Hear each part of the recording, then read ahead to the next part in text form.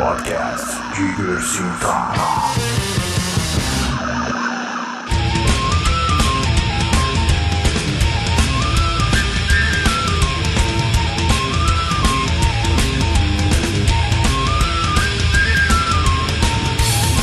Direto do maravilhoso mundo da internet, esse é o Diversitar número 35. Eu sou Ricardo Oliveira e estou aqui com minha querida dona Gi Ismael. E aí, pessoal? Muito bem, eu também estou aqui com ele, o senhor Daniel Jerimum. Oi, sou eu. Daniel Muito sempre bem. deixa no ar, né? Eu tenho certeza que é você, porque quem deixa no ar é você, então não tem como. Esse é o Diversitar número 35, meus amigos, e a gente vai falar hoje, graças ao lançamento mundial gamístico da semana, que é o The Witcher 3, que Daniel está em polvorosa desde que nasceu por causa desse jogo. I'm Geralt de Rivia. Olha aí, tem I'm até... a Witcher. Ele já tá falando praticamente polonês agora, graças à mitologia dessa série de games.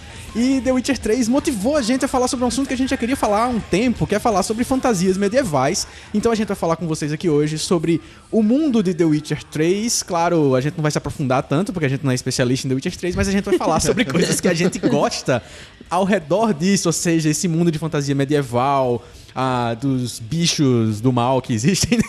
Dá mais 2 semanas que Daniel vira especialista em The Witcher. Ei, não, muito grande, velho. Eu tenho minhas dúvidas se precisa realmente de 2 semanas pra isso acontecer, dona Gi. Precisa, velho. A gente vai falar sobre tudo isso e, claro, a gente também vai trazer pra você as nossas dicas, porque esse é o seu repositório de dicas semanal sobre cultura pop e Diversitar, e você pode participar dando a sua dica e contribuindo também, colaborando com o podcast Diversitar, acessando diversitar.com.br/35, que é o link direto pra esse episódio, e que você confere mais novidades por lá, escuta episódios anteriores, caso você esteja chegando aqui agora. E se você tá chegando agora, tem várias coisas que são importantes você saber. Primeiro, que o podcast Diversitar é toda quarta-feira no diversitar.com.br e que você pode acompanhar assinando para receber automaticamente as atualizações de podcast Diversitar através do iTunes. Se você usa iOS, você pode baixar pelo computador ou você pode acessar o aplicativo podcast. E para quem usa Android, diga aí, Daniel, qual é o aplicativo que você usa? Eu uso o Pocket Casts, Que é um aplicativo pago, que você acha legal. que eu acho legal, ele é uma delícia. Ele tem a versão grátis também, com recursos boa. limitados, mas eu aconselho muito pegar a paga, que é muito boa. Muito bom. E Dona Gi usa qual? Uso o Podcast Addict, que é de graça. Ele tem a interface não muito legal, mas assim, quebra o galho, dá pra você ouvir tudo. A coisa ruim é que você tem que ficar sempre atualizando, assim, pra poder aparecer todos os episódios. Ele não atualiza automaticamente com os episódios novos. Muito bem, mas você tem opções para Android, tem opções para Windows Phone também, e tem opções para iOS, que é o aplicativo podcast, também tem outras opções, WeCast, enfim, tem vários aplicativos que você pode baixar para quê? Para você acompanhar e receber automaticamente as atualizações do Diversitar, ou seja, na quarta-feira, quando chega seu episódio novo, ele já chega diretamente no seu aparelho, no mínimo a notificação para você fazer o download, você ouvir no carro, no ônibus, na viagem ou no trabalho. Cara, tem muita gente que ouve enquanto trabalha e eu fico impressionado com isso. Eu não sei como as pessoas conseguem. Mas realmente, assim, eu não consigo porque eu tenho que produzir texto, eu tenho que produzir ideias. Então, eu sei que tem gente que às vezes é uma coisa mais operacional, ou que não precisa pensar num texto, uma coisa, e vai conseguir ouvir e vai fazer isso, né? Então, é basicamente isso. Mas, mais do que simplesmente assinar o feed do podcast Diversitar, você precisa compartilhar se você está gostando, se você gostou do que você viu aqui. Você precisa compartilhar o podcast Diversitar pra gente crescer. A gente tá muito feliz que a nossa audiência cresceu bastante nesse mês. A gente tá celebrando isso, cara. Isso é muito bom porque a audiência cresceu, claro, porque a gente tá entregando mais podcasts. É impressionante, assim, a audiência do Diversity Drops era menor, porque ele era semanal, nunca deixou de ser semanal, mas o Drops tinha uma audiência menor porque era uma pílula, eu acho que nem todo mundo se interessava, a gente tá entregando agora mais de 1 hora de conteúdo. Os últimos episódios teve 1h20, todo mundo ouvindo, recorde de audiência os 2 últimos episódios, então está muito bom, a gente já agradece a você e obrigado a quem tá compartilhando, e a gente conversa mais sobre tudo isso daqui a pouco, mas antes a gente vai pro nosso quadro Na Prateleira. Na prateleira! Podcast Diversita.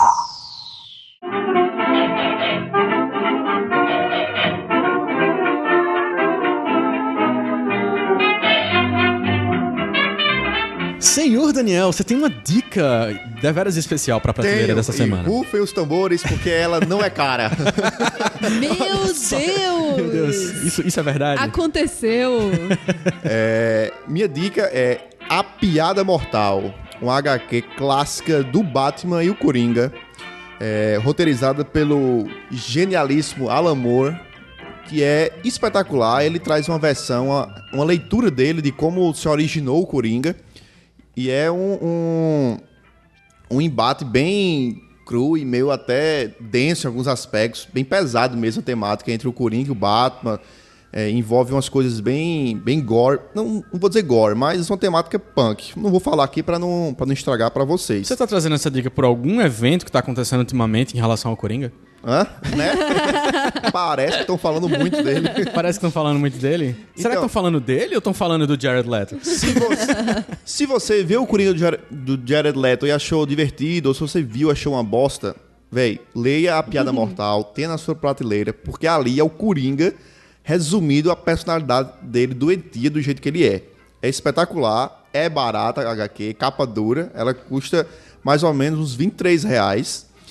E eu recomendo você procurar primeiro nas prateleiras das suas livrarias locais, porque na internet eu dei uma pesquisada recente e ela tá meio em falta, mas eu já encontrei de pilha, assim, livraria local, capa dura, e vem com o histórico da história, e ela mostrando o colorido novo que deram nela, você consegue comparar com o colorido anterior, até legal você fazer essa comparação para ver como a mudança da paleta de cores influencia muito no tom da história. É bem divertido. A Piada Mortal vale a pena ter na prateleira. E é esse Piada Mortal que tem o final bem discutido, né? Entre todo bem mundo. discutido, é verdade. Cara, bem legal. Eu ganhei o Piada Mortal do nosso querido amigo Neto, o comentarista oficial do podcast Vestar, mas eu não li ainda, eu tô em pecado. Eu preciso resolver isso com urgência, até pra poder ficar um pouco mais tranquilo, com menos raiva do Jared Leto e do Coringa todo dia. Eu acho que você vai ficar com mais raiva do Jared Leto.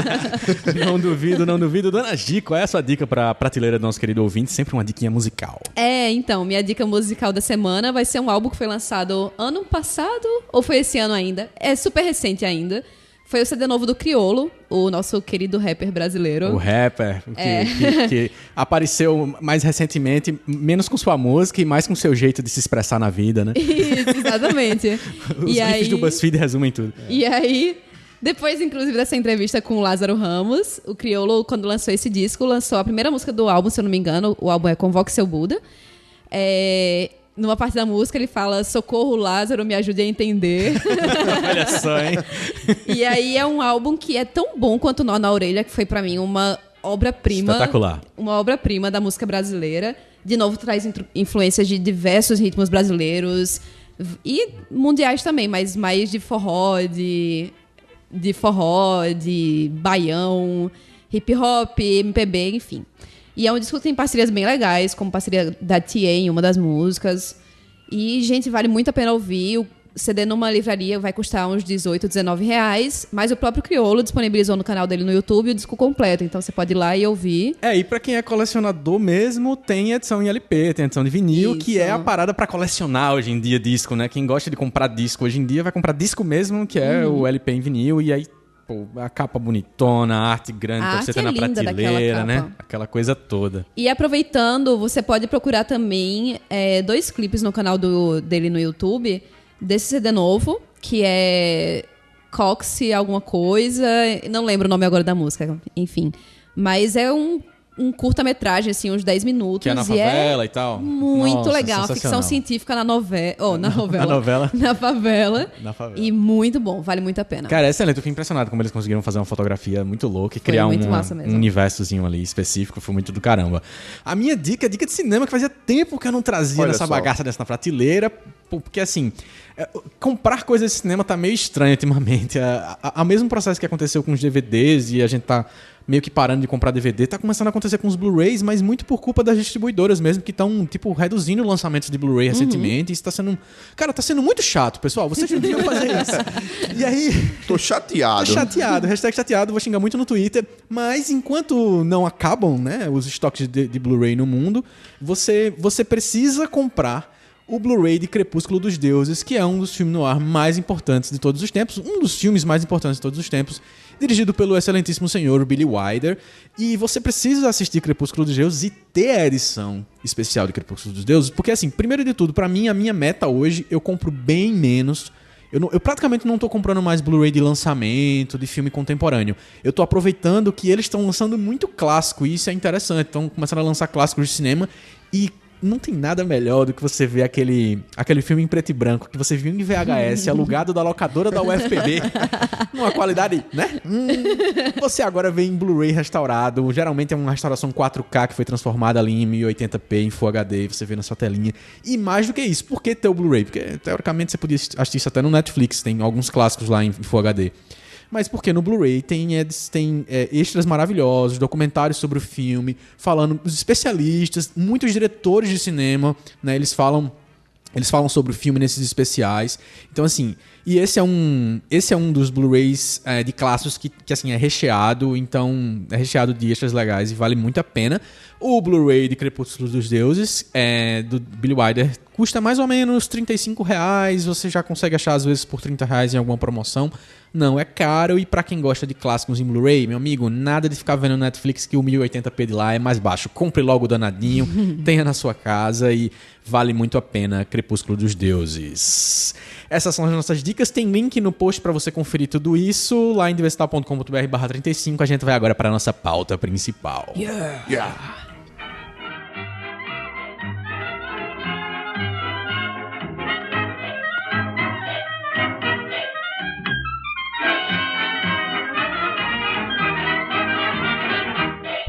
Podcast Diversita.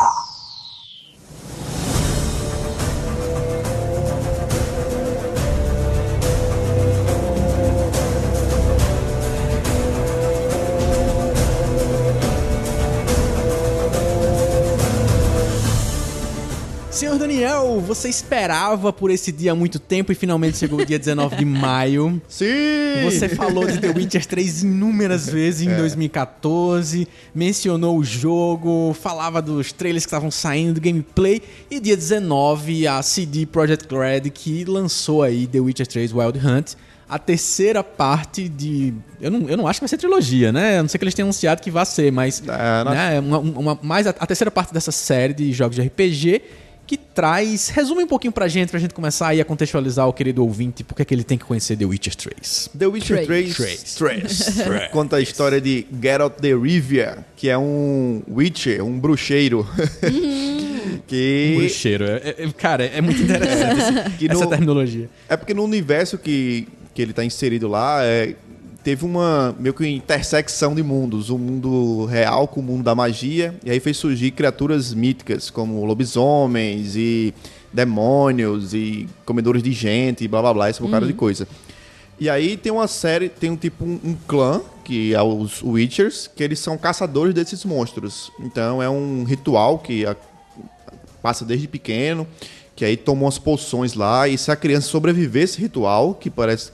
se eu não me engano, uma a cada 3 crianças consegue sobreviver. Aí ela ganha meio que uns poderes mágicos, assim. Fica com o olho de gato, os sentidos aguçados. E consegue usar uns sinais básicos, assim, de mágica e tal, umas magias. E a história desse cara, o The Witcher, que foi retratado durante toda a série, e ele fazendo essa caça dele. Aí tem as tramas dos primeiros e segundos jogos. O primeiro jogo é bem mais obscuro, né? Porque, se eu não me engano, ele só saiu pra PC. Que aí o cara ele se envolve lá com um cara que quer usar a forma do Witcher pra todo mundo. Não lembro bem agora. E aí tem o 2, que é uma trama política e tal. E aí agora no 3, que é o Witcher 3, o Wild Hunt, que tem o Geralt, ele tá atrás da mulher que ele achou que tinha desaparecido, que é o grande amor da vida dele, whatever, e ele tá indo atrás dela. É o que menos importa. É o que menos importa. E o que... Tô aqui pra matar grifos, caramba. E é o Wild Hunt porque tá acontecendo no mundo a Wild Hunt, que são tipo uns cavaleiros do apocalipse, um negócio... O visual lembra muito o visual dos Nazgûl, do Senhor dos Anéis. E aí eles estão descendo pelo mundo e fazendo meio que um julgamento, matando a galera geral. Aí tem uma intersecção... caça às bruxas. Uma intersecção de histórias, assim. Essa Wild Hunt acontecendo, o Geralt procurando a Yennefer e tramas políticas no meio. Bom, o jogo foi lançado para PC, né, para Windows, para PlayStation 4 e Xbox One, então é considerado um jogo de nova geração. Daniel já está jogando The Witcher 3, tem as suas primeiras impressões, mas é claro que a gente não vai contar agora, a gente vai contar daqui a pouco, porque primeiro a gente vai bater um papo sobre o mundo da fantasia medieval. A gente tem esse contexto de que existe um mundo que a gente vê retratado hoje através da literatura, do cinema, dos games, das histórias em quadrinhos, e que estranhamente é considerado como a Idade das Trevas, a idade mais bizarra que o mundo já viveu, mas é cheio de coisa pra gente curtir aqui na cultura pop. O que vocês acham disso? Vocês acham que tem muita história mesmo ali na Terra-média? Na Terra-média real que existiu? Eu acho que chama tanta atenção justamente por ter tanta desgraça naquela época, sabe? Né? Que o povo acha super legal, todo mundo vai achar super legal. São batalhas e com espada, minha gente. O povo usando Que é mais espada, o quê, né? armaduras. Pessoas que é passando mais fome, guerra. É hoje? Porque era uma tremenda, uma tremenda injustiça social. Era tipo algo muito absurdo, muito de extremos. Tinha a galera que era extremamente rica, os reinados e etc. E tinha a galera que era tudo abaixo disso. Não tinha meio termo, eu acho, naquela época. Você era fudido ou você não era. E eu acho que isso chama muita atenção. E até por naquela época ter toda a discussão de olha, os dragões existem sim, fulaninho viu, alguém matou. Eu acho que isso chama Fulaninho tanta atenção. postou no Twitter a foto do dragão. Tem aquela no Instagram, tá postando hashtag Dragon Exists. A nomenclatura Idade das Trevas, na verdade, foi dada pelos renascentistas, né? Que estavam querendo meio que rechaçar tudo aquilo, porque o que teve lá foi um monopólio, digamos assim, da cultura por parte da igreja, que inflou de maneira incrível e monopolizou a cultura. Mas, tipo, isso não proibiu, não impediu que o imaginário popular continuasse concebendo histórias e contos e tal. E aí, como meio que as grandes civilizações tinham ruído, como Roma, né? E aí que ficou os cacos dela, que gerou a Idade Média e tal. Aí acho que ficou muito esse lance do desconhecido, do que tinha lá fora, o que é que tem lá, a gente não sabe, e o místico. Aí surgem as histórias de dragões e princesas. O capa e espada, o famoso capa e espada, talvez o que gere o maior fascínio seja porque é o seguinte, uma bala mata qualquer um, não interessa. Você pode ser o melhor sniper do mundo, se o cara acertar um tiro em você, ele pode ser um bosta, ele lhe mata. Mas o capa e espada, você consegue criar um conto e dizer, não, tinha um cabo que era tão pau na espada que vinha 5 de uma vez e ele conseguia detonar. Mesmo, se vier 5 caras com arma pra cima de você pode ser... Você nem reage, né? Um ninja. Aí eles vão lhe acertar e vão lhe matar. Não tem como você escapar. Então, acho que... Quer dizer, Chuck Norris sobreviveria na Idade Média? Né? Então, eu acho que esse imaginário do herói, do cavaleiro na armadura brilhante, ele é mais crível, digamos assim, pra gente, porque... tipo, fica muito mais dependente da habilidade do cara, do treinamento do que o cara tinha, do que no que ele tinha acesso. E aí a gente tem, como vocês mencionaram já, um universo grande de seres que foram imaginados e algumas mitologias específicas aí que foram surgindo. E o próprio The Witcher é uma prova que isso foi acontecendo às vezes de forma muito localizada, né? Certas mitologias e certas lendas, elas são bem específicas de cada local. The Witcher é uma história da Polônia, né? Isso exatamente. É uma mitologia polonesa que, inclusive, eu não sabia disso. Ele é praticamente como, ele é como se fosse... A história do The Witcher 3 ela é valorizada no país como a gente valoriza tipo os contos de Monteiro Lobato. Assim. Eles representam um pouco da literatura folclórica do Brasil e aí vem The Witcher 3 e tipo... Eu ouvi uma história de que deram para Obama a trilogia dos livros de The Witcher 3 quando ele foi visitar a Polônia. Então parece ser muita coisa. Acho que pelos elementos que eu consigo enxergar, lembra muito alguns itens bem mitologia nórdica, né? E tal. Tipo como uns totens, assim, símbolos de magia. Tem um pouco de magia muito inserida, mesclada com a natureza. Você vê totens perdido no meio do mato, onde você vai bem lá. Skyrim, né? Exatamente. Mas vamos falar, então, o que é esses elementos aí? Pra quem, tipo, nunca acompanhou nada, no máximo eu vi o Senhor dos Anéis, mas o Senhor dos Anéis ele não é muito explicativo em relação aos seres. Ele só vê as coisas acontecendo e tal. O que é que a gente tá falando de quê aí? Que tipo de seres que a gente tá falando? Não, então, aí fazendo a divisão do nome fantasia medieval, a gente tem fantasia, porque são seres mágicos, ou seja, você tem que ter um elemento mágico mesmo, um ser que não existe no nosso convívio, fruto do imaginário, de superstições. E o medieval, por ser justamente esse ambiente de castelos, até um certo nível de tecnologia, aço, espada e tal. E aí a gente tem na fantasia esses monstros, que são dragões, grifos, que é um leão com cabeça de pássaro. E com asas, né? E com asas, exatamente. A gente vai ter, sei lá, sereia, esse tipo de ser altamente mitológico. Olha, de acordo com o Discovery Channel, sereias existem de verdade. né? Pausa para explicar este fato. Ninguém solta uma coisa assim num programa. Assistam no YouTube, Sereias da Discovery. Link Minha no gente, post. dá medo, viu? Dá medo. E aí o engraçado é porque existe um limite no fantasia medieval, que são esses seres mitológicos e fantasiosos, mas que tem que estar inserido dentro daquele mundo. Por exemplo, você não pode colocar um ET na fantasia medieval, porque você fugiu, aí virou ficção científica. Porque é um ser terrestre, já é tecnologia e tal. Não pode ter tecnologia. Tem que ser um negócio...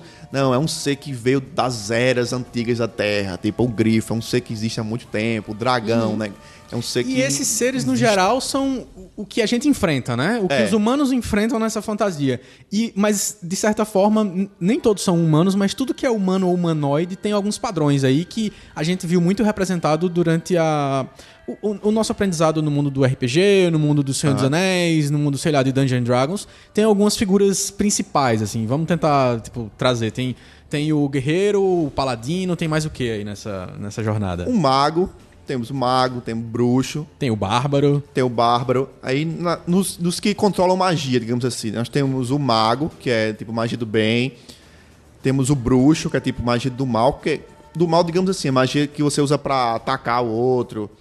Aí você vai entrar em pormenores e classificações, dizendo, não, mago é aquele que a magia vem de dentro, bruxo é aquele que pega a magia de fora. Aí tem o druida, que é o cara que se comunica com animais. Aí você vai ter elfo, e vai milhões de coisas. Alguns desses a gente viu em alguns filmes mais conhecidos, como a gente já falou aqui no Senhor dos Anéis, o Hobbit, quer dizer, tipo um Aragorn é mais como se fosse um paladino, ou um guerreiro. O Aragorn, ele começa como um Ranger, como a galera chama. E aí depois ele começa a virar um paladino, quando ele começa a assumir o papel de rei e evidencia tal. mais como paladino. Aí o próprio Gandalf, que é o mago, enfim, aí tem já o inimigo dele que passa a ser considerado como bruxo, nesse contexto que a gente tá falando Saruman, aqui. Porque o Gandalf ele é mago porque o poder dele vem de dentro dele, né? Dele. E o Saruman é mago também, mas ele começa a virar bruxo porque aí ele começa a pegar o poder que vem de Sauron. Aí ele começa a usar uma fonte de poder externa, por isso que ele vira bruxo e tal, não sei o quê. Vocês lembram qual foi o primeiro momento em que vocês tiveram contato com esse tipo de fantasia, com esse tipo de narrativa, Gi? Sim. Lembra aí? Pra ser bem tentando buscar minha memória, porque minha memória é muito ruim, assim, da minha infância. Eu não sei o que foi que aconteceu comigo na infância, que eu não consigo lembrar de Pode quase ser que tenha nada. acontecido algo depois. Memória seletiva. Mas lembro muito de... Provavelmente meu primeiro contato foi com Xena, a Princesa Guerreira. Olha só! Sério, minha gente. Caramba, muito interessante isso. Está explicado, todavia militante do Gi. Tá explicado. Pois é, e assim, eu lembro eu super nova, meus 6, 7 anos de idade, assistindo a TV aberta, assim, Xena, e falando, meu Deus, que coisa fantástica, velho. Quem Sério? é essa mulher? Que coisa. Sério. Mas eu sempre assim, achava muito tosco. É. Esteticamente, claro, eu tô falando. É, porque mas eu deve via ser- o outro, como é que era o outro? Hércules. Hércules, né? Eu via o Hércules e a E Xena... tinha uns Mas crossovers. assim, mas assim, eu posso ter achado foda, porque eu, como eu era muito nova ainda, não ia pensar na estética do programa. Mas se você vier me perguntar qual é a história, eu não vou saber. Porque pra mim era só luta, luta, luta, e Era aquela a mulher brodinha do massa. Hércules, só isso. Mas, além de Xena, acho que foi o primeiro live action assim, que eu tive contato. Aí depois, Caverna do Dragão, o desenho, obviamente, que eu acho que foi de todo mundo. Sim, sim. E aí, mas Xena, assim, acho que foi o que mais me marcou de primeiro contato. É interessante pensar como Caverna do Dragão como primeiro contato, mas não consciente. Ah, isso é fantasia medieval. A gente via como aquilo um desenho, né, de coisas medievais, antigas, mas não... Aí foi associando talvez com a escola, sei lá, alguma coisa assim. Pergunta, Xena não tinha nada de fantasia não, né? Eu acho que era tudo, ou tinha? Não, eu acho que tinha. A galera não tinha mitologia grega, a galera não tinha recurso pra fazer tanto, mas tipo, eu acho que apareciam os caras mascarados, com maquiagem, essas coisas. Como se acho fossem que no monstros. universo tinha mitologia, tinha seres mágicos e tal. Ah, mas eu adorava Xena. Acho que se eu assistisse hoje em dia, eu ia ficar morrendo de rir, assim. Meu Deus, isso é um quê? Um episódio de Emanuele? Teve um negócio que explodiu. Porque tinha umas que tem a coisas- ver? Ei, mas tinha, Eu acho que assim, os... é a mesma quantidade de pele é mostrada. Justamente. Caramba. É o soft porn ali da faz total Xena e sentido. aquela outra Com a ajudante mulherzinha. dela lá. Que passava às 10 da manhã na Globo. né? Com relação a Xena, um negócio explodiu minha cabeça, porque se você escuta o podcast e acompanha Parks and O Recreation... podcast? O podcast, Ei, é um bom nome. Podcast. É um bom se nome. você ouve o podcast e acompanha Parks and Recreation, você vai lembrar da esposa de Ron Swanson, que ela aparece lá. É a mulher que faz Xena, explodiu minha cabeça. Depois eu mostro pra vocês a foto. Tá, eu não tô lembrado agora exatamente. E o meu primeiro contato, eu tenho colocado aqui, de relance assim, me veio Caverna do Dragão. Caramba, eu acho que Caverna do Dragão foi realmente minha primeira fantasia medieval. Mas eu pensando melhor, o meu primeiro contato, eu acho que foi mesmo com A Bela Adormecida. Porque veja só, princesa, dragão, Faz todo sentido. Castelo. o príncipe paladino, capa, escudo, espada, mata o dragão, velho, Total fantasia sentido. medieval. Caramba, total sentido. Caramba mesmo. E aí a gente vai ter que colocar também Branca de Neve, faz todo sentido que seja Mas é também. porque Branca de- A ideia de princesa e cavaleiro realmente, né? Mas o que me faz não colocar Branca de Neve e colocar Cinderela é porque Branca de Neve tem a bruxa má e tal, mas não tem a figura do dragão pra ficar tão fantasião assim. Rapunzel entra também, só não vai ter a história do dragão, mas também Castelo. Porque o medieval. dragão é um deal breaker pra mim. Tem que ter dragão. Não. Mas sendo menos rigoroso com dragões do que Daniel, realmente faz todo sentido que a maioria das fantasias de princesa da Disney se passa na Idade Média, né? Na Idade das Trevas, onde as princesas precisavam ser capturadas, Dona G, olha só aí, hein? Ai, vamos todas ser salvas por homem, porque é só o que a gente precisa na nossa vida. olha aí. homens. Eu ia falar a primeira vez em Bela e a Fera, mas eu acho que já é mais pra frente, não é tão medieval. Eu acho que já é mais uma século era XVII, Exatamente. Síndrome de Estocolmo. É.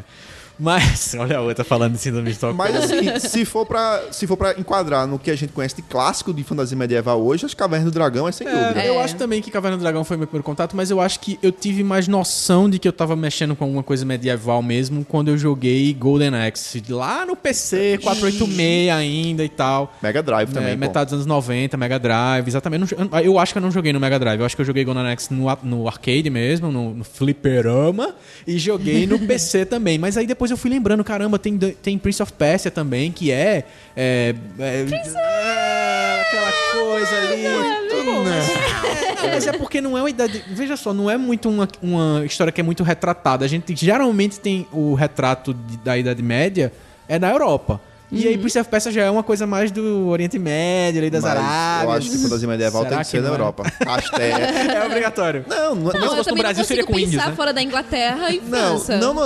não na Europa em si, mas a ambientação tem que ser de castelo, com torre, Mas com... tem Porque Castelo e Torre em Prince of basicamente a gente pensa em era muita areia. medieval, a gente pensa em colonização, a gente pensa em cruzadas, etc. E foi a Europa, velho. Tipo, infelizmente, essa visão eurocentrista. Foi assim que a gente aprendeu na escola. Isso. E aí, talvez um dos primeiros contatos de cinema que a gente teve foi muito durante a sessão da tarde, com Schwarza na sessão da tarde em Isso. Conan o Bárbaro, né?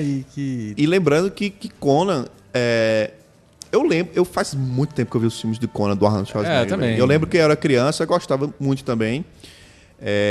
Mas eu gostava mais do desenho do Conan que ele tinha tinha um escudo dele, que tinha uma fênix, Eu e não a tô família lembrado dele tinha se transformado em pedra, e tinha uns homens lagarto. Era muito massa o homens desenho do Conan, lagarto. pô. Era muito só. massa, Tá velho. por fora do meu conhecimento. Não sabe desenho. nem do que se fala. O desenho do Ela não Conan sabe nem quem é Conan. era top. O que eu lembro do Não é o Drogo? Não, o que eu lembro do Conan, assim, muito, que não sai da minha cabeça, acho que era o Conan 2, que tem aquela negra bem esquisitona, que eu esqueci o nome dela agora. Tem uma mulher, bicho, Ah, eu sei. Eu sei de imagem só, mas eu não sei de tem como nome, esquecer não. aquela figura, que ela usa uma roupa meio minúscula, assim, o cabelo bem curto, é muito sei. bizarro. Muito bizarro.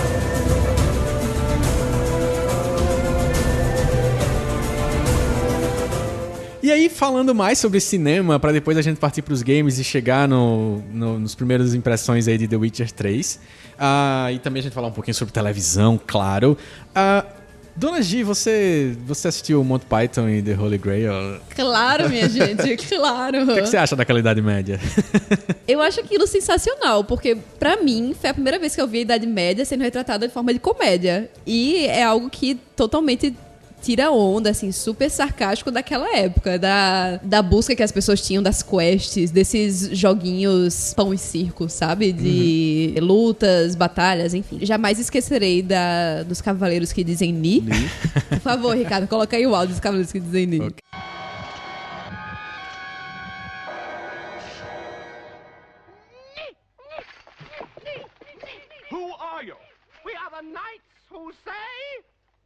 Ni? No, not the knights who say Ni. The same. Who are they? We are the keepers of the sacred words. Ni. E do Cavaleiro Negro, não é só o arranhão. Exatamente, do Cavaleiro Negro. Enfim, foi, acho que, inclusive, o primeiro filme que eu vi do Monty Python. Olha e só. Super E marcante. Aparentemente, o filme do Porta dos Fundos vai ser na mesma pegada, né? Então, justamente, pensei muito Vai nisso. ser alguma coisa de Idade Média, Cavaleiros, e tem o compadre Washington. E eu acho que foi, assim, o que eu consigo lembrar mesmo de pensar em estética de medieval, como era mesmo, acho que foi com Monty Python. Até porque eu acho que não tem nada de fantasia. É coisa, aspas, real mesmo. Não tinha nenhuma batalha com seres... Tem só aquele coelho maldito. E tem os Cavaleiros que dizem Nick, que são gigantes, né? E o coelho maldito. E o Coelho Maldito.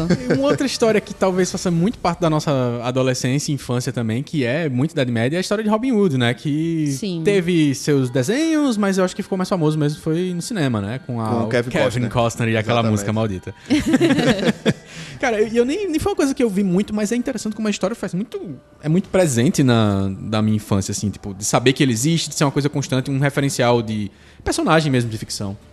Uma coisa que eu lembrei agora, vocês vão rir de mim, mas tinha um desenho que eu assistia quando eu era criança, que era As Trigêmeas. Vocês lembram das Trigêmeas? Que elas viajavam no tempo com a ajuda da bruxa Onilda. Nossa, é muito chato isso, filho. Não, eu assistia direto, mas eu já era lembro... grande quando passava isso. Eu não.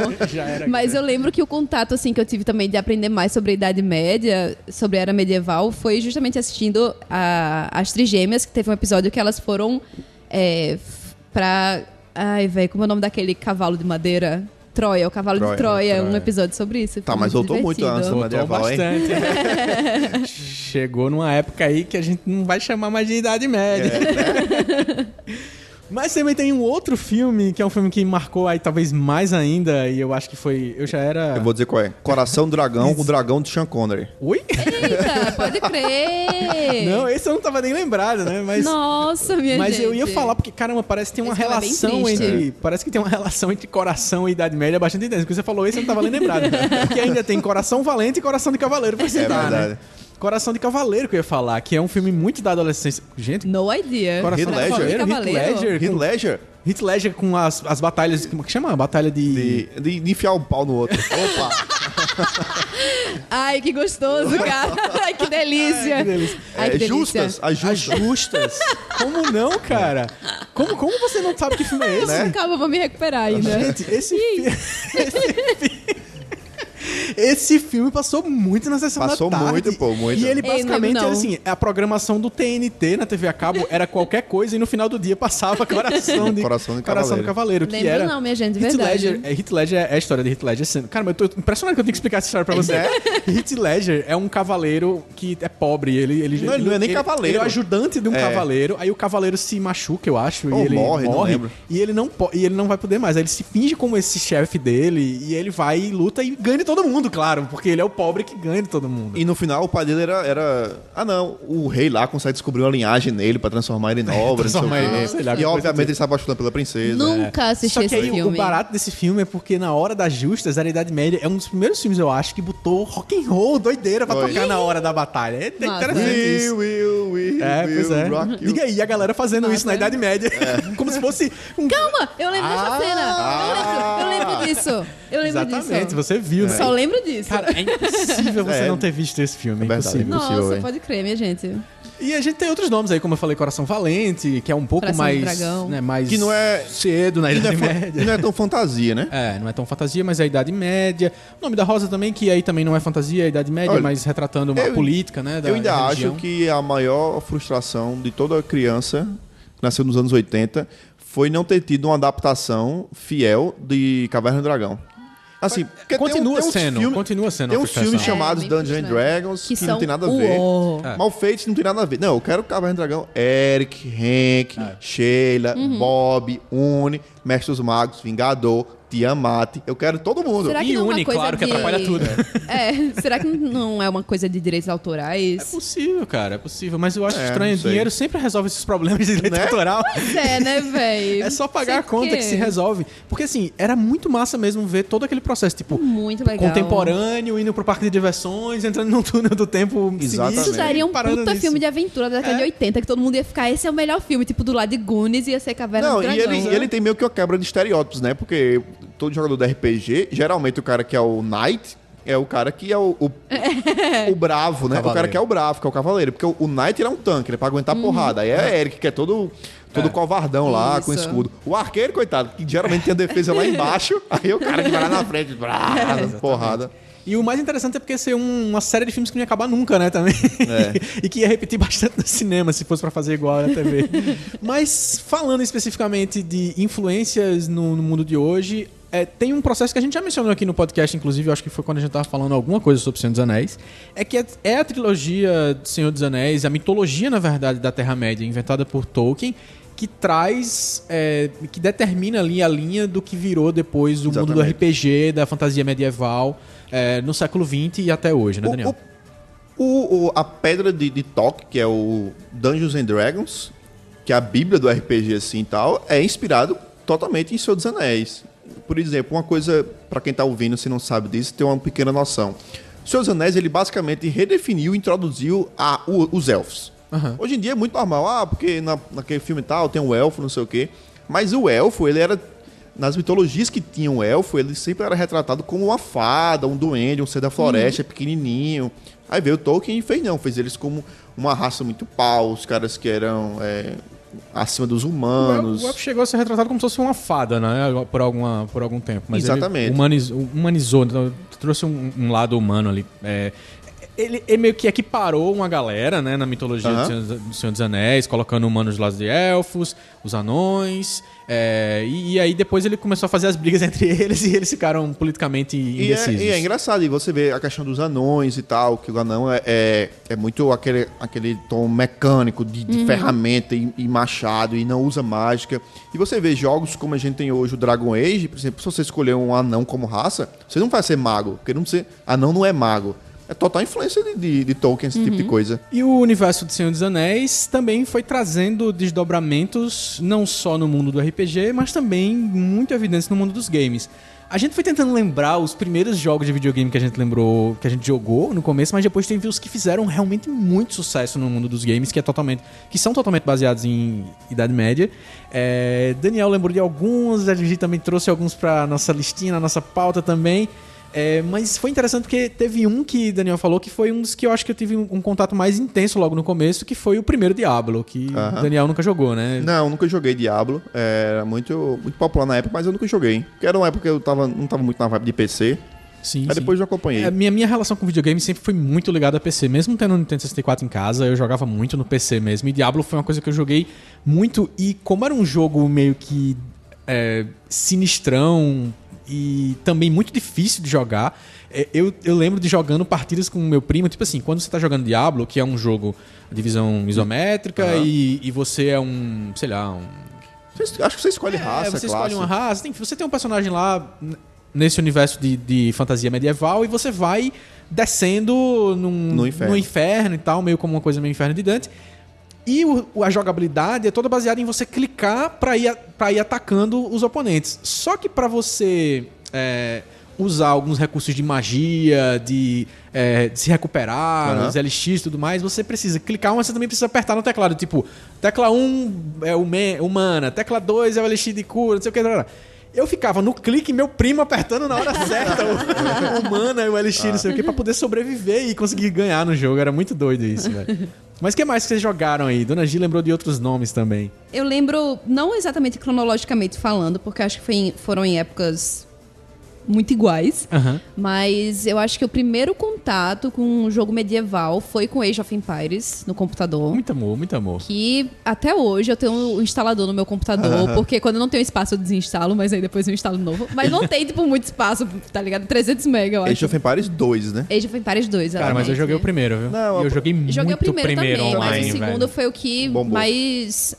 A gente fazia LAN party no escritório do meu pai pra jogar StarCraft e pra jogar Age of Empires. Era coisa séria. E eu gostava muito daquela ideia de simulador, né? De você começar de um jeito, ir crescendo, ir batalhando, ir explorando o mapa. Pra mim já parecia enorme aqueles mapas, né? Hoje em dia, jogando Skyrim, eu fico, meu Deus. Eu cheguei a participar de clã jogando online, velho. Age of Empires era coisa séria, aí né? já era algo muito acima de mim, jogar online. Tem uma galera enfim. que jogava. E aí, além de Age of Empires, eu lembro no PlayStation 1, 2 jogos que joguei bastante. Um era Medieval, que era a história de um Sir Daniel, Que é uma caveira. que é uma caveira, Aham. exatamente, que ele era um undead, era um morto-vivo que saía... Era basicamente um jogo que você saía matando o povo com uma espada. Mas era muito divertido, ele tinha um tom de comédia e tal. Medieval e Spyro. Vocês lembram desse Spyro? Ah, o dragão, Spyro the Era um Dragon. dragãozinho roxinho. Era tipo um Crash com dragões. Sei. E eu lembro muito de jogar esses dois, porque eu tinha no CD que vinha de jogos de demonstração do PlayStation 1, que era um CD preto. Adorava. Aí depois desses eu meio que não tive mais contato com o jogo medieval até jogar Ragnarok. Meu Deus, minha gente. Ragnarok era tipo o meu vício durante minha época de vestibular. Olha só. Que saudável. É. Eu tive alguns vícios de vestibular também. Meu vício de vestibular era Ragnarok. E foi, pra mim, fantástico, assim. Até hoje, dos melhores... O melhor jogo que eu já joguei online, MMORPG. E aí, depois Skyrim, foi atualmente. Acho que Skyrim foi o último, assim. E o senhor Daniel jogou o que aí? Começando lá no Super Nintendo, né? Ah, gente, Chrono Trigger. Esqueci totalmente. exatamente. Chrono Exatamente, aí a Trigger. Mas deixa. Chrono Trigger, pra mim, desculpa. Ele veio depois de Age of Empires, porque foi no emulador que eu tinha no computador. Não foi necessariamente no videogame. Sim, sim. O Chrono Trigger, ele também passeia... Ele vai da fantasia medieval pra ficção científica, Isso. né? É bem legal. Tem os primeiros Final Fantasy, que eles são bem fantasia medieval mesmo, porque atualmente Final Fantasy tá numa vibe bem... Um mix de sociedade moderna com futurista e uns quês míticos, assim. Mas antigamente era castelo, reino, rei, rainha, dragão. Bem medievalzão mesmo. Aí tem os primeiros, teve o próprio Chrono Trigger. Teve o Ultima Online, que eu joguei muito pouco também, mas que foi uma febre na minha época. Gigante o Ultima Online. Eu não joguei, eu não sei Também nem não. do que é que se trata esse jogo. O Ultima Online foi, acho que é o primeiro MMO que eu me recordo, pô. Isso é só o que eu sei, velho. Mas assim, a jogabilidade, eu lembro que ele é parecido com o Diablo, né? Ele é isométrico, né? Visão isométrica, exatamente, parecido com o Diablo. Aí era... O que chamava atenção nele, talvez, fosse todo o conceito de MMO, que era novo na época. Ninguém tinha contato com isso. Não sei, tô tentando lembrar aqui agora. PlayStation 2, eu não lembro bem. Eu só vou lembrar mais, assim, recentemente, do próprio Skyrim. Aí partiu pra Skyrim. Skyrim foi um jogo que, tipo, ele já tinha uma série de jogos antes desse Isso. mais bem sucedido, Tinha, né? ele Mas O era Elder muito antigo, Scrolls. O Skyrim, a série Elder Scrolls, né? O Skyrim é o 5. olha só, mas Tem tu chegou a 4 jogar anos. os outros, não? O Oblivion, um pouco. Eu acho que o Oblivion ainda saiu pra... Não sei se saiu pra o PS3 também. Não tô lembrado Eu agora. acho que ele saiu PS3, mas eu só fui acho que saber o- que existia com o Skyrim. Eu acho que um pouco o Oblivion, mas não muito. Mas tem todos os outros que não joguei, não. Pô, mas aí tem mais jogos hoje em dia que estão realmente em alta, assim. Depois quando eu fui listar, né, teve muita coisa que foi aparecendo. Tipo, o próprio Dark Souls, que é meio que um concorrente ali do Skyrim, que fez muito sucesso e é totalmente medieval, bem medieval mesmo. Tem um que é muito legal, que eu joguei no PS3 também, da Capcom, que chama Dragon's Dogma. É muito divertido. Já ouvi falar, mas não joguei não. Tem Sombras de Mordor também, mas atualmente. Sim, que Sim. já é inspirado... Que eu acho que tu jogou, não foi? Eu zerei. É porque ele não é bem... Ele não tem tanto caráter de RPG, né? Ele é mais de ação. Ah, é não, mesmo? mas É. a parte que a gente Não, tá mas falando é é de ser fantasia. medieval. Não, fantasia medieval e tal. Não, porque é totalmente... É literalmente Senhor dos Anéis, né? Exato. Dentro do universo da Terra-média. Teve alguns outros também, tipo Tilbury, que é um FPS. É estranho dizer que é FPS, porque FPS já virou tiro pra mim. É automático, Mas é sai tiro. É FPS. shooter. Então, mas é porque... Tipo, a maior parte do tempo você de repente pode jogar com um machado, então você não tá atirando nada, mas é um jogo em primeira pessoa, um Tilbury, e é toda Idade Média, mas é bem... É um jogo muito radical no sentido... tipo, como ele se decide por ser exatamente... tipo assim, a gente não vai colocar nada de diferente aqui. Vai ser armadura, vai ser machado, vai ser arco e flecha e é pra você se matar na Idade Média, é basicamente isso. E já vai começando a surgir depois, mas já saindo da Idade Média e partindo já pra Renascença em diante, que foi Assassin's Creed, que é a febre hoje em relação ao stealth e a coisa É uma da linha do história, tempo, né? Tu né? falou isso. É engraçado. Assassin's Creed, ele pula a Idade Média. Pula de verdade. Como assim? Assassin's Creed começa em... O primeiro Assassin's Creed é em Acre, que é de Cruzadas. Mas não na idade... Não, Não, é a Idade Média. mas não no ambiente europeu de feudos. Você tá no ambiente Acre, que vem a ser Jerusalém, galera. As Cruzadas em Jerusalém. Sim, e aí depois você pula pra Renascença. Interessante. Mas ainda assim dá pra considerar um pouco, porque já tá formando mais as cidades, já tem até um tanto de tecnologia justamente na Renascença, mas ele contextualiza muito em relação a esse universo. Tem um outro jogo que eu tô muito curioso pra jogar, mas eu não consegui lembrar ainda de comprar, baixar, não sei o que faz, se ele é grátis, eu não sei, mas é um jogo que chama Besiege, eu não sei se vocês viram esse... Eu não sei se nem se pronuncia assim. Tá. Besiege. Que é um Não. jogo de Dona G, que é basicamente o seguinte, você tem um Lego na sua frente, só que esse Lego é de catapultas da Idade Média. Nossa. E você tem que montar uma estrutura, só que a brincadeira dele é uma brincadeira meio física mesmo. Você tem que montar ela de um jeito coerente e que funcione e explodir alguma coisa que tá na sua frente. Seja um exército, um castelo... Acho que o Coisa de Nerd falou sobre esse jogo, não eu foi? descobri lá no Coisa de Nerd, inclusive. Eu acho que aí depois eu acho que o Cara, Nerd botem- Play também mostrou já. Botem, assim, no Google, Besiege GIFs ou Besiege Vídeos. Tem muita construção bizarra que a galera faz. Porque nível você absurdo. pode fazer coisas estranhíssimas desde que funcione. É. Então dá pra fazer catapulta que voa, dá pra fazer muita coisa diferente.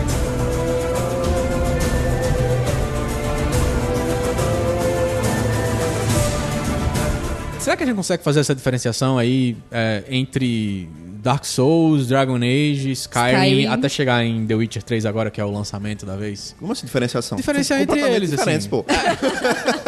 Oi, não jogo fantasias medievais, preciso Não, saber. mas- Porque é o seguinte... o Uma Dark- dúvida que eu tenho é justamente a separação de Dragon Age pra Skyrim. Porque pra mim, Skyrim também é de luta de dragões. Eu sei que tem todo o quest do Dragonborn, né? E de conseguir os seus poderes. Primeiro, ambientação. Dark Souls, ele vai ser o que a gente chama fantasia medieval sombria. Ele é voltado mais como se fosse puxando pro lado do terror.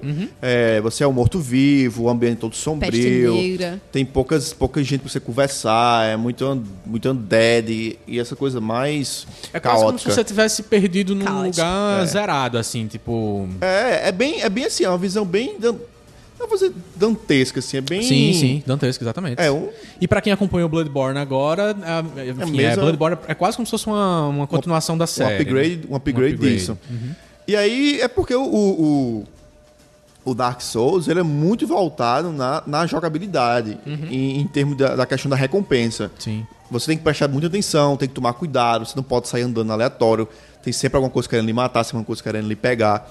Então é um jogo que recompensa muito o jogador que se dedica pra ele, porque você fala, não, eu matei esse chefe porque eu sou pau mesmo. Porque eu repeti isso 37 vezes, né? Exatamente.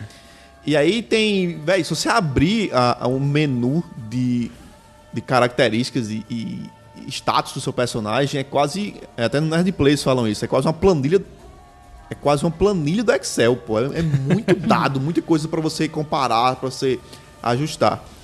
O Skyrim, ele tem mais a pegada do mundo abertão mesmo, estilo GTA, de você não tem paredes, não tem nada, se você quiser ir a pé do canto mais longe do mapa ponto pro sul ao outro, norte do a hora mapa. que você vai a pé todinho. Pra E isso tudo. leva, tipo, meia hora, 12 minutos. Em GTA, No do quê? ponto sul ao ponto norte Leva é uns muito 12 mais minutos. tempo. De leva- carro, pelo menos. Leva muito tempo. Leva muito tempo. Eu não calculei não, mas leva muito tempo. E aí, a questão de Skyrim é que você tem o seu personagem, que você monta ele do zero, e aí é um background genérico pro seu personagem, você cria ele, Você escolhe suas raças. isso, e você vai sozinho com ele, né?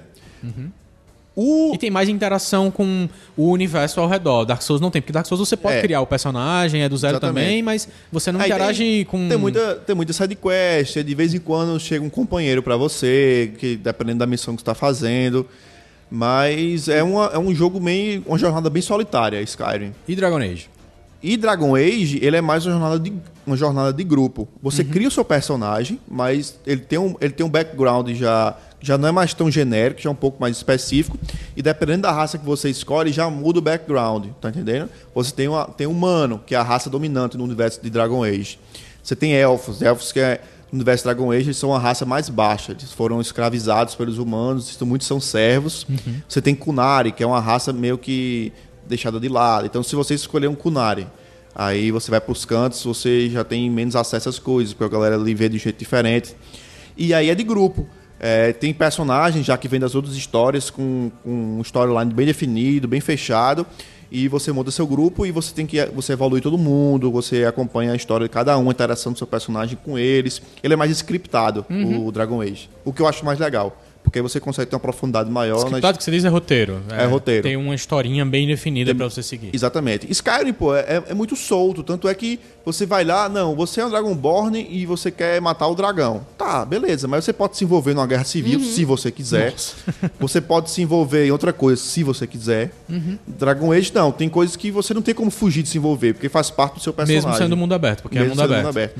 E não é tão mundo aberto, porque você não tem como sair andando do ponto A para o ponto B. Existem muitos mapas fechados. Então, por exemplo, Floresta das Vozes Uivantes lá, sei lá, que eu não tô lembrando o nome dos lugares agora.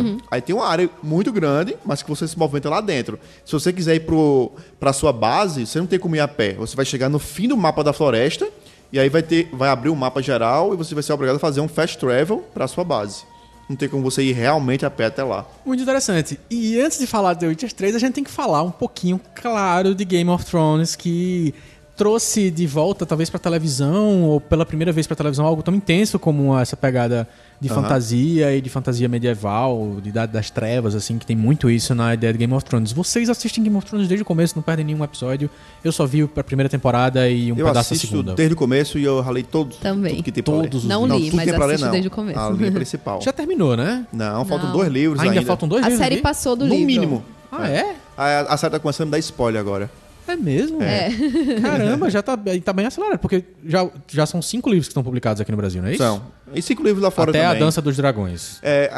A galera da tradução tá muito frenética, porque quando saiu a Dança dos Dragões, como eu tinha comprado os 4 primeiros em português, eu fiz, não vou comprar o 5º em inglês. Vou comprar em português também, mas tipo, saiu nos Estados Unidos, um mês e 2 meses depois já tava aqui no Brasil traduzido. Tradutor on fire. On fire. E aí, vocês gostam de Game of Thrones? Game of Thrones ele tem uma pegada. Primeiro a pegada política, a guerra e as disputas políticas entre as famílias, os reinos e tudo mais. Depois tem uma pegada muito intensa em relação à fantasia, a mundos que são desconhecidos. Depois tem as batalhas em si, as mortes, a violência. E depois tem a parte dos papéis femininos que são muito fortes dentro da narrativa de Game of Thrones. Não, mas o que eu gosto, falando assim, da série tecnicamente, é porque é uma série que não tem medo de fazer nada. Em Tipo, termos de quê? De mostrar, de ser violência, de violência, de Desapego ao personagem. desapego a personagem, de trazer a parte mais tensa do livro e aumentar mais a parte tensa na série. Desapego ao personagem pra mim tem outro nome. É instrumento narrativo pra contar outras histórias. Eu não acho que seja desapego, não. Bem, mas... E tem alguns... Tu falou do rock no filme lá sim, do... no Coração do Cavaleiro. Então... Tem coisas que do nada você vê em Game of Thrones, por exemplo. Vou dar um spoiler. O episódio que Jaime Lannister tem a mão cortada, quando Legal, acaba a mão dele sendo cortada, começa um punk rock a tocar nos créditos finais da série. Foi a primeira vez que isso aconteceu e eu fiquei... What? Olha aí. Mas é o que eu tô dizendo, tem essa liberdade narrativa muito grande. Isso pode acabar sendo ruim para quem lê o livro. Mas são vários motivos pra gostar de Game of Thrones. Sim, E sim. ser medieval e ser muito fudido tá nelas. Eu acho que o que me fisgou quando comecei a ler, antes de ver a série, porque a série, quando eu comecei a ver, eu já tava lendo. Então, dane-se, eu ia gostar de todo jeito, porque eu já tava ficcionado no livro. Eu não consigo estabelecer, eu gosto da série por conta disso. Mas quando eu comecei a ler, eu gostei, porque primeiro, eu tava carente de uma fantasia medieval boa, e eu achei muito bom. O estilo de escrita, que era diferente, não era não eram capítulos em si, capítulo 1, capítulo 2. Era o nome do personagem sobre qual a ótica estava sendo desenvolvida. Sim, é interessante porque isso é um recurso do livro, mas que na TV é como se fosse normal. A gente já viu histórias sendo contadas desse jeito, só que no livro Também pelo fato de ele se distanciar muito do caso do Senhor dos Anéis, porque uma característica dele são os personagens cinzas, né? Com diferença de um ou outro que você consegue achar mais... Mas, não, esse cara é realmente bonzinho. Esse cara realmente é malvado. Cinzas no sentido de que todo mundo tem Meio um... termo, né? É, Nem- meio termo. Você não, o cara, beleza, o cara é um filho da puta nisso, mas com relação a outra coisa, não, ele é ok, tá ligado? Ele desenvolveu uma consciência pra isso, enfim. Você começa a enxergar as motivações de todo mundo, porque fizeram aquilo, tá ligado? E é muito evidente no Tyrion, né? O Tyrion que é o anão, né? Não, o Tyrion, ele já Tyrion, é ele é- mais... Eu acho que, Mas pelo menos você- até onde eu vi, no começo Aham. da segunda temporada, ele é um cara que, assim, ele é da família que é considerada vilã na história, mas que ele tem uma postura de ajudar Tem. e de ser Mas sábio, eu digo né? mais o seguinte, na própria mitologia do universo de Game of Thrones, você começa a aprender, não, porque o rei que tá agora foi porque antes tinha um rei muito mal que foi deposto, não sei o que, o cara, essa galera era só tinha escroto, não sei o que aí quando você começa a entender por que aconteceu a revolta, você começa a ver as motivações políticas que realmente levaram as pessoas a fazer aquilo, tipo, você não encontra um personagem com aquela motivação totalmente nobre, assim. O cara que resolveu agir com motivação totalmente nobre, foi bem ingênuo e cortaram a cabeça dele, tá ligado? Aí, tipo, ele meio que dá essa sentada na realidade, dizendo assim, velho, tem um mundo medieval aqui, mas não tem esse negócio de ser bonzinho, vou lhe ajudar. Todo mundo tem seu lado egoísta, todo mundo tá pensando em se escapar primeiro, é muito difícil se encontrar uma ação realmente altruísta, todo mundo tem uma segunda intenção por trás. Essa tramóia toda. E vamos salientar que faz tanto sucesso como faz, porque eles têm uma grana muito grande pra fazer cada episódio como se fosse um filme. Você não vê aquele efeito e faz que bosta. Não. A produção é muito A boa. produção é absurda de Game of Thrones. Desde localidades que eles vão gravar no mundo inteiro, até esses efeitos visuais. Pronto, daí outra coisa que eu gostei também é porque os próprios personagens no começo, eles têm uma relação com a magia, como quem diz assim, não, antigamente existia magia e tal, mas isso acabou, não existe mais essa coisa de magia. E você começa a ler o livro e fica naquela vibe assim, beleza, tipo, tem universo de magia, mas acabou. E o livro, os personagens, a história vai se desenvolver num ambiente onde não é tão mágico, é mais cru. E isso começa a aparecer vez ou outra na narrativa. Eu comecei a ler, por mais que tinha uns elementos muito longes, como tinha... No começo do livro tem as menções aos caminhantes brancos e tal, e você fica assim, ok, mas será que isso é assim mesmo? Porque essa galera que tá no norte tá encarando esse jeito diferente. Eu não consegui entender qual era a pegada ainda, se era uma pegada mais Cornwell ou se era uma pegada mais Senhor dos Anéis. Sim, sim. E aí, quando chega no final, assim, tem todo aquele moído de Daenerys com Khal Drogo, assim, e tal. É o livro narrando, assim, e de repente ela levanta do fogo com dragões e eu... Isso foi um ponto... Isso foi um ponto... Né, vai ter dragão e vai ter coisa mágica de verdade. É Porque oficial. você não tinha dica, né? Eu fiquei muito louco lendo isso o livro. Putz grila, velho, que Muito massa.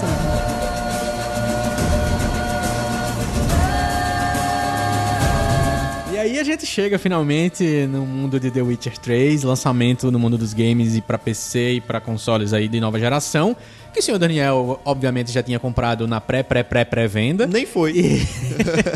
E que a gente precisa saber um pouquinho aí, Daniel. Conta pra gente, vale a pena jogar The Witcher 3? Cara, antes só fazendo um parênteses, eu não comprei na pré-venda logo online. Era uma piada.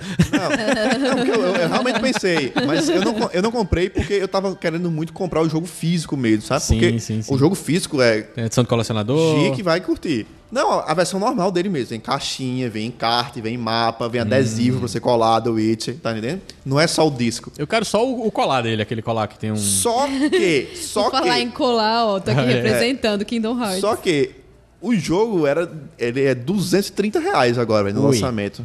E aí, A versão física. na Fora PSN, do normal. o jogo digital, que eu consigo dividir com o Mauri, com duas contas no PlayStation 4, ele tá $60. Ou seja, entre duas opções, entre pagar $30 no jogo e pagar R$230. Eu fiz, ok, eu tô com muita vontade de jogar, mas eu não tô com tanto dinheiro assim, né? Vou conseguir jogar do mesmo jeito. E aí eu comprei digital, mas, velho, espetacular.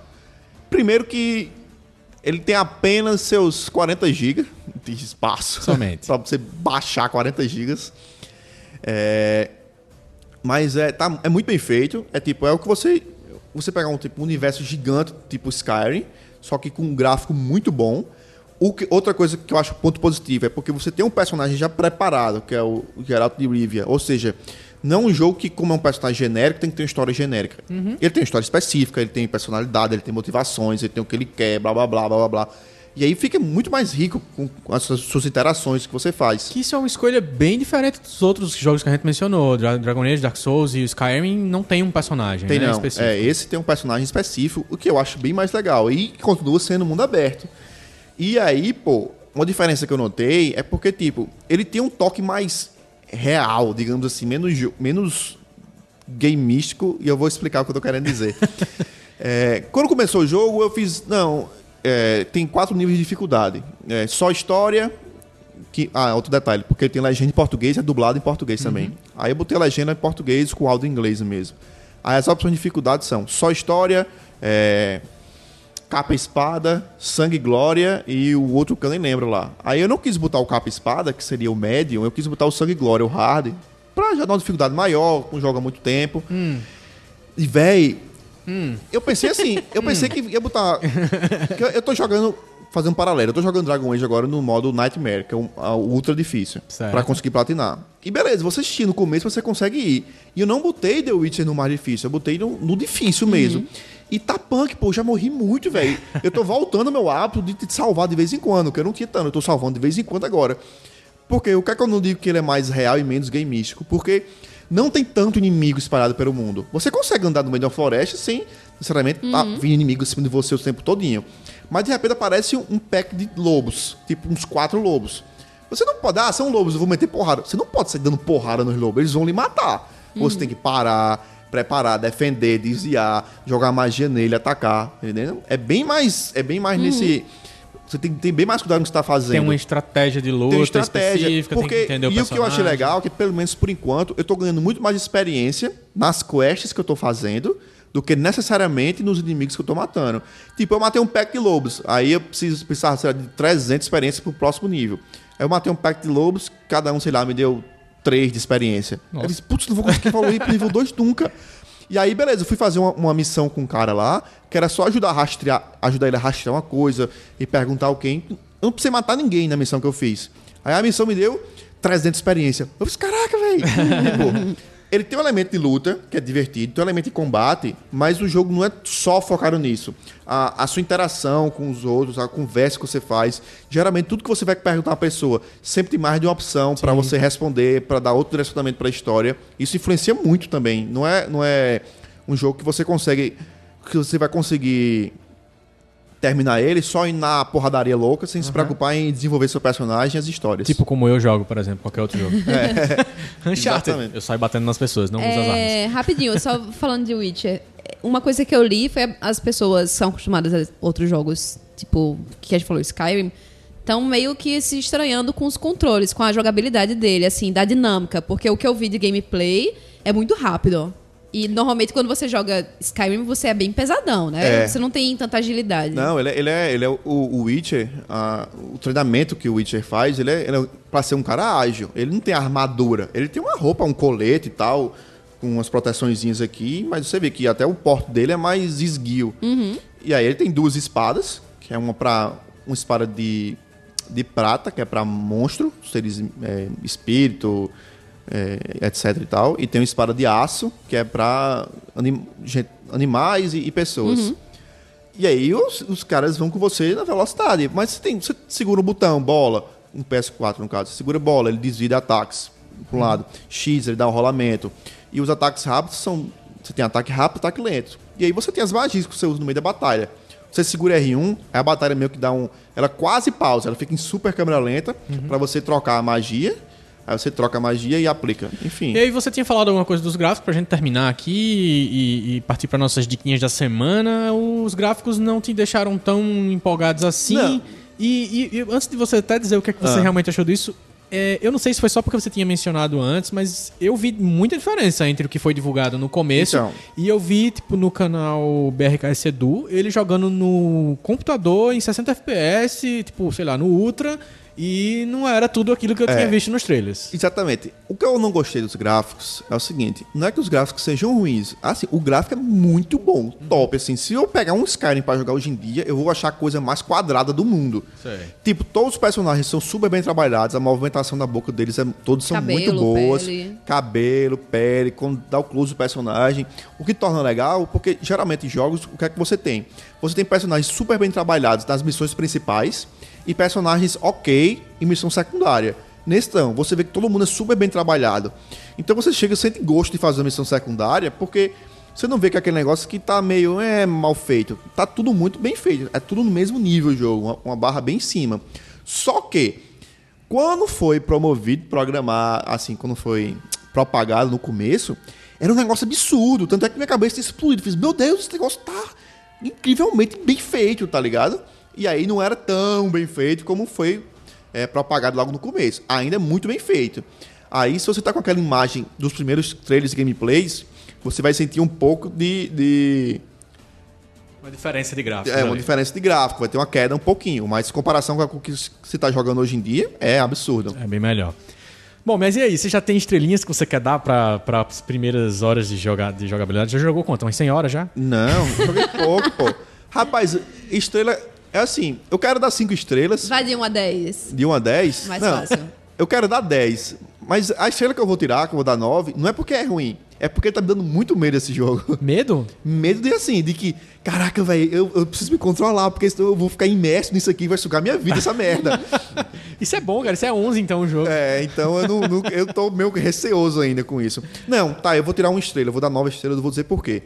Porque você percebe que os desenvolvedores, eles fazem muitas vezes as coisas muito pensando em PC e o console fica muito de lado. Eu vou dizer em que sentido. Se você abre o menu do Witcher, os nomes são muito pequenos. A descrição de item, coisa bem assim, ruim. a Isso letra não- é muito pequena. Gameplay que eu vi online já Se mostra vo- isso. Se você joga no PC, é ok, porque você tá, tipo, sei lá, 2 palmos do computador. Você vê aquilo tranquilamente, sentado na cadeira. Mas se joga em console, joga na sala. Por mais que sua televisão seja gigante, mas você tá distante. Fica meio ruim de ler. Às vezes eu me pego me inclinando pra frente pra conseguir enxergar direito alguma coisa. Não atrapalha muito, porque você não passa tanto tempo assim no menu como você é acostumado a passar em outros jogos. Mas incomoda. Quando você precisa ler, incomoda um pouco. Eu sinto isso em GTA, nas legendas de GTA V. Sim. São Na verdade, minúsculas. eu queria saber quem é o sacana que tá acabando com as legendas de videogame. Porque podia Porque aumentar todas um são pouco, muito podia ter o ruins, velho. recurso de aumentar um pouco também da legenda. Horrível, todas são muito Minúsculo. ruins, eu não entendo esse negócio. Vai pra merda. Aí eu tiraria nisso aí. Eu dou 9 porque as legendas são muito pequenas e no começo você tem um pouquinho de dificuldade pra entender os menus e como é que funciona. É isso aí, meus amigos. Esse é o nosso breve review, as primeiras impressões sobre The Witcher 3 e o nosso papo sobre fantasia medieval. Qual é a sua opinião sobre tudo isso? Você já tá jogando The Witcher 3, tem as suas primeiras impressões sobre The Wild Hunt. E aí você vai contar também pra gente quais são as suas fantasias medievais preferidas no mundo dos games, no cinema, nas HQs, nos livros, o que é que você mais gosta, o que é que você viu. Você acessa diversitar.com.br/35 e aí você vai dar a sua diquinha lá comentando, claro. Vamos para nossas dicas da semana. Isso.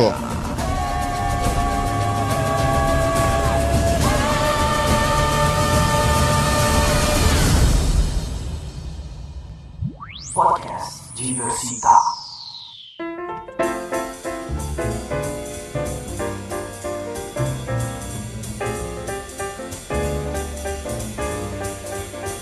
Dona Gi, qual é a sua dica da semana? Gente, agora eu sou dona de uma gatinha. Além dos meus 2 cachorros, eu tenho uma gata em casa. Oh. Fofo. E aí, Tangerina. a minha dica... Oi? Tangerina. Tangerina não, Não, é mexerica. Ah, é mexerica. Eu ainda acho que é um nome muito grande pra gato. É. Não, lindo, mexerica. É só chamar ela de Michi depois. E aí, nessa, eu descobri, uma amiga minha me mostrou, na verdade, um site chamado gatinhobranco.com. Olha só. Nossa. Que esse site traz muita dica pra quem é dono de gato. Tipo, coisas que você não ia imaginar, por exemplo. Por que é bom tirar o guiso das coleiras, que fica fazendo aquele barulhinho o tempo todo.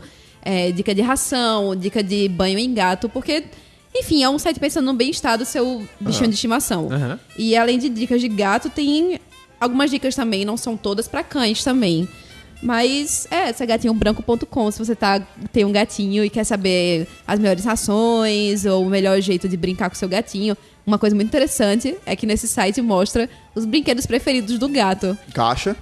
Exatamente, são coisas que você não gasta dinheiro. É bolinha de papel, é caixa de papelão, é saco plástico, enfim, o que você imaginar, um gatinho vai brincar. Excelente. E o Daniel tem uma dica de site aí também, né? Tenho, velho. É um site que eu descobri por acaso e é espetacular. Concordo. Fiquei maravilhado. O nome do site é myfridgefood.com. É muito bom E você mesmo. pergunta, para que serve isso? Eu vou lhe situar. Imagine que você está em casa só, ou com alguma outra pessoa que também não tem muita criatividade culinária, e você faz, caramba, eu queria comer algo diferente hoje. E aí faz, mas eu só tenho tantas coisas na minha despensa, na minha geladeira. Então, você vai entrar no myfridgefood.com, que o link vai estar no post, e você vai clicar, selecionar tudo que tem na sua casa de comida. Tipo, tem lá, se você botar o menu completo, vai ter lá pães, bebidas, produtos derivados de leite, perecíveis, não perecíveis, temperos. Você vai abrindo cada aba e selecionando tudo. Ah, eu tenho leite, eu tenho pão, eu tenho bacon, eu tenho coentro, eu tenho tomate. Você seleciona tudo e bota OK. Ele vai simplesmente listar para você todos os tipos de receita que você vai poder fazer com essas coisas que tem na sua geladeira, pô. Deixa eu acrescentar uma coisa, que na faculdade eu fiz um trabalho, um videocast chamado Comer Paraliso. Era exatamente essa proposta, ok? Só queria falar isso, que nossa primeira receita foi panqueca, que você só precisava de leite, ovos e Mas, farinha. Gi, a interface muda muito, cara. Você clicar e dar Não, OK é e sair as genial receitas isso, é muito genial. bom. Tanto é que eu botei lá uma vez só... Você tem o que na sua casa? Botei cerveja, só cerveja. Botei OK. Aí tem lá uma receita. Ficar bêbado. Cara, com uma cerveja só dá isso, mano. Se você dá cerveja de casa, só tem isso pra você fazer. Legal. Fique bêbado e espera a fome passar. Legal, legal. Muito bom, muito bom. Eu tenho duas diquinhas super rápidas aqui para o nosso querido ouvinte. Uma delas é uma diquinha musical. O novo disco do The Tallest Man on Earth, que é um cara que é sozinho, mas tem o melhor nome de banda do mundo. Ele nem é tão alto assim, inclusive, mas ele é um cantor folk que tem esse nome e se apresenta com esse nome, The Tallest Man on Earth. O novo disco dele chama Dark Bird is Home, que é um baita disco, um disco bonitão, pra quem gosta de folk, pra quem gosta de um pouco de country, um country mais pro lado folk mesmo, pro acústico, não necessariamente aquele country de raiz e tal, mas é muito bom, recomendo. E a outra dica é pra quem gosta de acompanhar novidades de cinema mais alternativo, cinema europeu, e obviamente gosta de acompanhar o Festival de Cannes. Tá acontecendo agora nesses dias o Festival de Cannes. Quando você estiver ouvindo o podcast já vai ter terminado, já vai ter sido divulgado os premiados. Mas quem tá fazendo uma cobertura muito diferente do Festival de Cannes, que eu nunca tinha visto na internet até então, é o The Hollywood Reporter, que eu acho que eu já tinha dado dica lá no blog antes, mas o The Hollywood Reporter, que é aquela revista e o site super famosos, eles fazem uma cobertura do Festival de Cannes dividida em duas coisas. Pra quem gosta de ver o lado da moda, o lado da beleza, das atrizes, dos atores, tem um pouco disso lá e um pouco do universo das celebridades, mas eles também fazem uma cobertura muito extensa de entrevistas com os diretores, com os atores em relação aos filmes. Então, assim, coisas que você não encontra tipo, praticamente em lugar nenhum na internet. E eu tô falando isso que é em vídeo, em Full HD, então é excelente, assim, tem materiais muito bons, então, assim, o crítico da Hollywood Reporter falando o que é que ele tá mais gostando no festival, as entrevistas com os diretores e atores que estão passando por lá, e vale muito a pena. Esse ano tá um ano danado de bom no Festival de Cannes, assim, os diretores mais consagrados dos últimos anos no festival estão competindo, então fica aquela coisa bem legal pra quem é cinéfilo aí de carteirinha. Vamos para nossos melhores links do mundo! Go, go, go, go. Senhor Daniel, o que é que você tem pra indicar pra gente? Eu tenho um link que eu achei muito divertido. Ricardo nem curtiu muito, não. Mais ou menos. Mas eu diverti A muito. intenção é velho. boa. Eu diverti muito. Rolou há alguns dias uma campanha beneficente de uma organização chamada Red Nose. E aí eles fazem várias brincadeiras com artistas e tais. E uma delas é um vídeo de 12 minutos, muito divertido, com a galera do Coldplay, o Chris Martin, querendo fazer uma brincadeira como se ele estivesse fazendo um musical de Game of Thrones. E aí a galera do Coldplay, junto com o elenco de Game of Thrones, cantando umas músicas, fazendo umas brincadeiras. Aí os caras cantando uma música sobre o casamento vermelho, Tyrion cantando uma música sobre como todo mundo morreu e ele continua vivo. É bem legal, inclusive porque o baterista do Coldplay é hiper fã de Game of Thrones. E ele, inclusive, fez ponta no Casamento Vermelho. Ele era um músico lá. E é muito divertido, velho. E é narrado por Liam Neeson ainda. Junto com o Sigur Rós, viu? A banda que tocava Foi? em um dos... Olha acho só, que foi, hein? inclusive, nesse episódio, era Sigur Rós. Ah, não sabia doideira. não. Massa. Esse link tá lá no catavento.me. Isso. Você confere. Que aí você, além disso, Esse conhece... Foi mal interromper, mas... Não, que é isso. Você conhece todo o projeto por trás, o que eles estão apoiando, como é que funciona. Né? Tudo mais. O meu linkzinho especial dessa semana é um que você vai conferir no Catavento também, que é 5 séries pra começar a ver na Netflix, que eu trouxe uma listinha legal pra você dar uma conferida aí em novas séries. Se você tá procurando novas séries, na Netflix tem coisas que são de televisão e tem coisas da própria Netflix pra você assistir. Tem esse post lá no Catavento, acesse catavento.me ou acesse diversitar.com.br/35, que tem um link no post. E outra coisa foi que eu e Daniel fizemos uma participação no podcast Massacrente, que foi um episódio sobre super-heróis. Eles convidaram a gente pra falar sobre isso lá. E foi uma conversa muito legal sobre super-heróis, as origens, o jeito como a gente se relaciona com heróis desde a nossa infância. E uma discussão que eu cutuquei lá sobre o que é melhor, se é herói ou se é anti-herói. E foi muito interessante o debate sobre os anti-heróis de hoje, porque é que as narrativas de hoje estão claramente divididas entre heróis e anti-heróis, mas de um jeito... Assim, é tipo, quase como se você gosta mais de um ou de outro mesmo e se identifica mais com um tipo de narrativa ou de outra. Isso é muito bom, tem link no post aí também. Dona Gi, qual é o seu link especial da semana? Tem lista nova do Trilhas pra Cacete. Não é só remastered. Agora é lista nova. Vai ter alguma lista nova. Acesse trilhaspracacete.diversital.com.br. Vamos ler os comentáriozinhos das pessoas. Eu quero começar lendo aqui um comentário, que foi um comentário via Twitter, jogo rápido. Essa semana a gente recebeu muitos novos ouvintes aí, e alguns deles foram compartilhar. Valeu, você tem que fazer isso. Olha só, o novo ouvinte chegou agora e já tá compartilhando. Né? Você que nos ouve há 3 anos, e aí? Cadê você? Shame on you.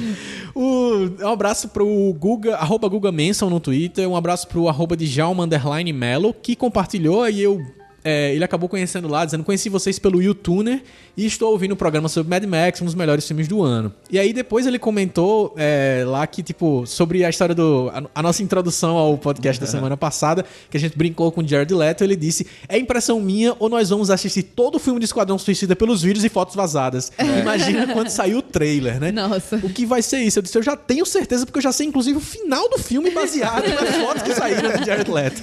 Eu já tenho certeza disso. Já vai aparecer aquele famoso maluco da internet pra juntar tudo e fazer a versão antes do filme. Vamos lá, temos mais comentários. Dona Gica, lê o comentário do Ed Reis. Ed Reis, que eu também não sabia que esse Ed Reis era nosso ouvinte. Vocês precisam aparecer, minha gente. Gente, ouvintes que não comentaram ainda, comentem. Incrível. Queremos conhecer vocês. E o Ed Reis é lá de Minas Gerais, do interior de Minas. E somos aqui da Paraíba e o Ed Reis chegou até a gente. Olha Cara, só. valeu Um abraço demais. com pão de queijo. E aí o comentário dele foi curtinho, mas lindo. Foi foda o comentário dele, né? Ele falou: filme simplesmente foda, podcast foda. Valeu, cara. Obrigado, cara. Um abraço pra você. Que foda, velho. Quem comentou também foi Marcele Vanderlei. Ela falou: gente, adorei esse podcast. É muito divertido. Notícias que não se dá a mínima. KKKKKK. O ritmo de vocês, a interação dos casters, adorei. Marca aí mais uma fã. Aê, Marcado. Marcele, obrigado. Marcele, um abraço pra você. Senhor Daniel, você quer ler o comentário do senhor Mauri? Mediocre. Fazendo referência ao Immortan Joe. Immortan Joe. Essa será a reação que teremos a partir de agora quando formos assistir algum outro filme de ação. Mad Max é um retorno ao clássico, um épico frenético de personagens empolgantes e trilha igualmente desconcertante. Enfim, um filme foda. Quanto ao aspecto da força feminina retratada neste filme, como vocês mesmos disseram, é o mote da história que eles queriam mostrar e é mesmo abordado sem restrições. Tanto que eles tiveram a consultoria de Eve Ensler, ativista feminina que escreveu os monólogos da vagina para melhorar as personagens femininas. Muito provavelmente foi ela quem escolheu a alcunha, Vulvalinas. Eu não sabia dessa consultoria, muito Olha massa, velho. Gente, só, hein? massa, mas também não sabia. Show E, de bola. após conhecer a melhor protagonista de um filme de ação de todos os tempos, regozijei a ler que o nome do próximo filme será Mad Max Furiosa. Excelente. Abraço, Mauro Kanagawa Christopherson. Eu queria dizer uma coisa muito importante aqui. Eu tive uma briga no Twitter com uma pessoa que ficou dizendo que era um filme nota 7 e que era nota 7 porque não tinha roteiro. E o Nerdcast dessa semana, o senhor Tucano tava Falou. lá dizendo que o filme não tem roteiro. Eu só tenho 2 coisas pra dizer pra você. Leia o comentário de Mauri. Certo? Segunda coisa, leia um post no Medium que fala sobre 6 temas sérios de Mad Max que você não deu percebeu. atenção. E terceiro, saiba só um detalhe. Sabe o guitarrista insano, vestido de vermelho, que não tem olhos, que toca guitarra com guitarra de fogo? Isso aí já era o suficiente pra ter roteiro. Eu vou te contar um segredinho. O senhor George Miller foi atrás desse cara e disse assim, a sua história é a seguinte... Você foi capturado numa caverna pelo Immortan Joe e eu quero que você construa um personagem a partir disso. Olhe... Olha, eu só tenho uma coisa pra dizer pra você. Não olhe não, porque um podcast não tem como olhar. Mas vai procurar o que fazer, tá? É o seguinte, tá errado e pronto. Tá errado, cara, tá errado. Eu vou terminar lendo aqui o comentário de Neto, que é um recadinho para os nossos queridos ouvintes que são empresários, gente que ouve aqui o podcast e que tem um trechinho, o Neto tá comentando toda semana, nosso ouvinte cativo, parceiro, claro, do Vini Studio. Ele comentou, fiquei com medo de spoilers, mas na verdade até me deu mais vontade de ver. Tô esperando um dia de 35 horas aparecendo na minha vida pra ir ao cinema.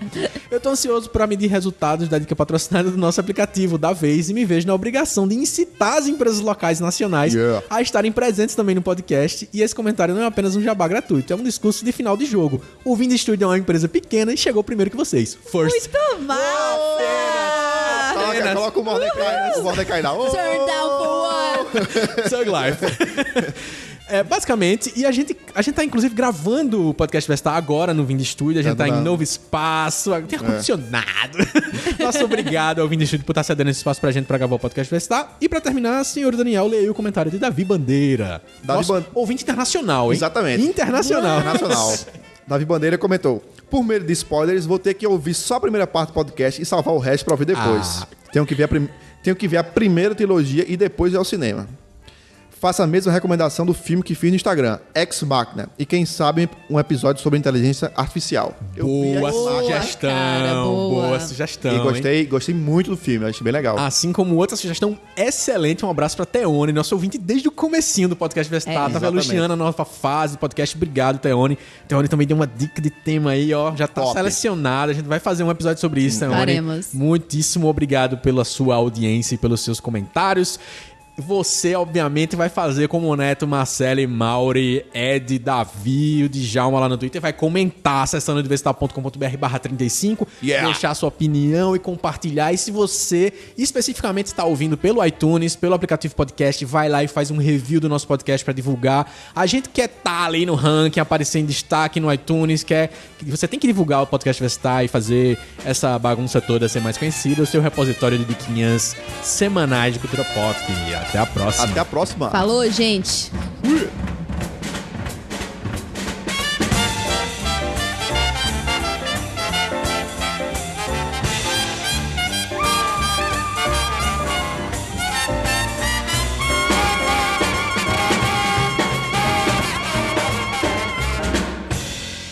Podcast Diversidade.